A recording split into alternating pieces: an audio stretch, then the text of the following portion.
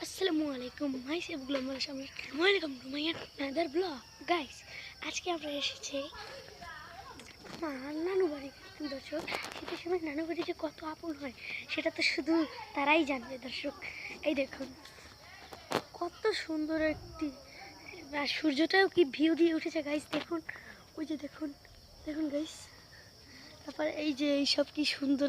দর্শক দেখুন নানু বাড়ি, আপনারা অনেকেই চিনেন তুষকারি গোলদার বাড়ি, বাদশাহ গোলদারের বাড়ি। আর বাবার নাম হচ্ছে, আমার নানুর নাম হচ্ছে মোশাররফ গোলদার।